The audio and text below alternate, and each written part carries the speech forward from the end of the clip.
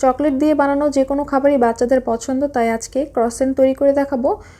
এই ক্রসেন্টটা তৈরি করতে খুব বেশি ঝামেলার নয়, খুব সহজে আপনারা বাসায় তৈরি করতে পারবেন। প্রফেশনালভাবে এই ক্রসেন্টটা তৈরি খুব ঝামেলা হলেও আমি আজকে সহজভাবে আপনাদের দেখাবো। সেজন্য আমি একটি বোলে নিয়ে নিলাম 2 কাপ পরিমাণ আটা। এখানে আটা অথবা ময়দা যে কোনো একটা নিলেই হবে, তবে ময়দা নিলে টেস্টটা বেস্ট হয়। আমার কাছে আটা ছিল, তাই আমি আটা দিয়েই করে দেখাচ্ছি। আর দিয়ে দিচ্ছি 1 চা চামচ ইস্ট এবং 1 টেবিল চামচ চিনি, আর দিয়ে দিব সামান্য একটু লবণ। এবার শুকনো উপকরণগুলো একসাথে হাতে একটু মিশিয়ে নিব। প্রথমে একটু শুকনো উপকরণগুলো মেশানো হয়ে গেলে আমি এখানে কুসুম গরম পানি অ্যাড করব। হাত দিয়ে সহনীয় এমন গরম পানি অ্যাড করতে হবে, খুব বেশি গরম পানি দেওয়া যাবে না। তো অল্প অল্প করে পানি অ্যাড করব এবং একটি ডো তৈরি করব। ডোটা যখন তৈরি হয়ে যাবে তখনই এর মধ্যে দিয়ে দিচ্ছি আমি 1 টেবিল চামচ পরিমাণ তেল। সয়াবিন তেল দিয়ে দিলাম, আপনারা চাইলে এই পর্যায়ে এখানে বাটার ব্যবহার করতে পারেন। ডোটা দিয়ে এটাকে আমি রেস্টে রেখে দিব 1 ঘন্টার জন্য। উপরে একটু তেল মেখে নিলাম যেন উপরটা ড্রাই না হয়ে যায়। এবার এটাকে ঢেকে গরম স্থানে রেখে দিব 1 ঘন্টার জন্য। 1 ঘন্টার পর ফুলে ডাবল হয়ে যাবে, তখন এর ভেতরের বাতাসগুলো বের করে দিয়ে এবার এটাকে প্রায় 10 মিনিটের মতো মথে নেব। যত বেশি মথে নেব তত বেশি স্মুথ হবে এবং নাস্তাগুলো তত বেশি ভালো করে তৈরি করা যাবে।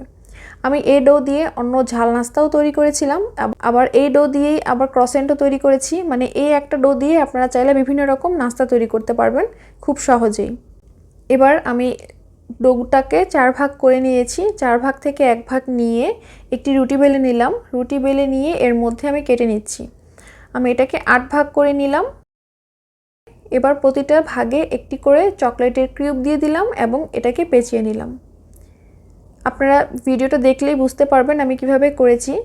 চাইলে এই পর্যায়ে এই মাঝখান বরাবর একটু পানি দিয়ে নিতে পারেন, তাহলে এই ডোটা খুলে যাবে না।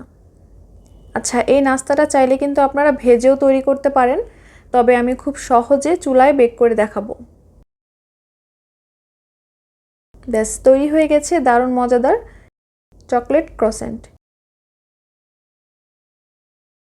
এবার এর উপরে একটু ডিম ব্রাশ করে দিচ্ছি, তবে ভালো হয় যদি আপনারা ডিমের কুসুমটা ব্রাশ করতে পারেন, তাহলে কালারটা আরও বেশি গাঢ় হবে।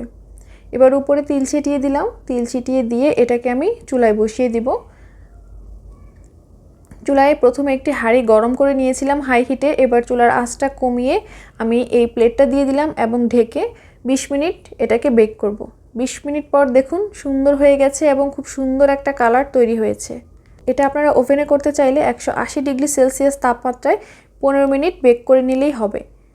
আজকে এখানেই বিদায় নিচ্ছি। সবাই অনেক ভালো থাকবেন। আল্লাহ হাফেজ।